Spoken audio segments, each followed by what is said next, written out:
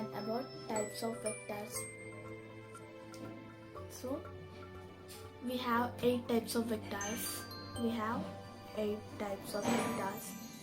First, to know about what are the types of vector, we have to know about what is a vector. Any physical quantity which have both magnitude and direction and also obeys laws of vectors in addition is called vector. If a physical quantity doesn't have direction, then it is called as scalar quantity. First, we are going to learn about types of vectors. First one, coplanar vectors.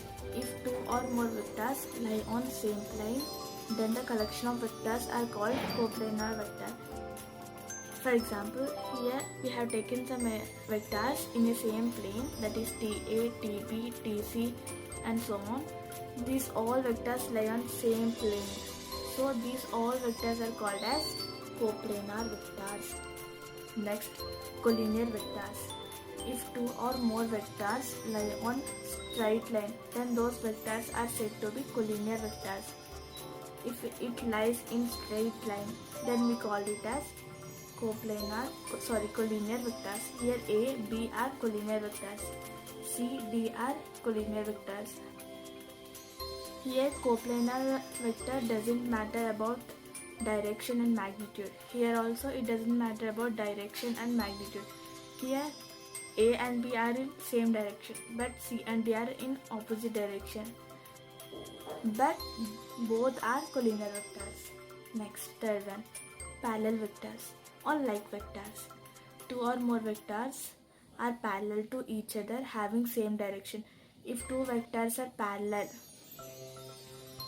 then those vectors are called parallel vectors. Here magnitude doesn't matter here. For example, we have taken three vectors A, B, C. Here A, B, C are in same direction. So these are parallel vectors. But here magnitudes are different.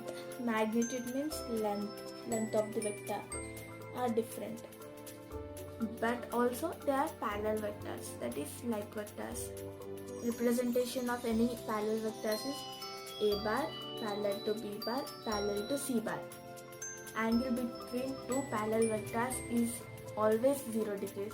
You have to remember this point, guys. Anti-parallel vector or unlike vector. Two or more vectors parallel to each other but in opposite direction, irrespective of magnitude, called unlike vectors. Here also, if two vectors are in opposite direction, then those are called anti-parallel vectors. Here also magnitude doesn't matter. These are parallel vectors. These are anti-parallel vectors. Representation. Here we have taken example as P bar and Q bar. So P bar is parallel to minus Q bar because these are anti-parallel. Now we have to remember another point, guys. Angle between vector is 180 degrees or pi. I think you know about pi.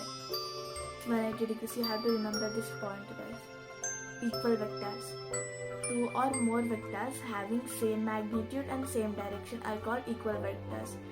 If you have taken any two vectors, vector P and vector Q. Here P and Q's direction is same. P and Q magnitudes are same. So these two vectors are called as equal vectors. Same example we have taken here. The angle between vectors is equal vectors is 0. Negative vectors. Opposite or negative vectors are called as opposite vectors. Two vectors having same magnitude but in opposite direction, then those vectors are said to be negative vectors. Here we have taken two vectors P, Q. Here magnitudes are same but direction is opposite. So these are called negative vectors and opposite vectors. The angle between these two vectors are 180. Same, it is represented as p bar is equal to minus q bar. Next, null vector. It is also known as zero vector. Null vector is also known as zero vector. You have to remember this point. The magnitude of a vector is 0.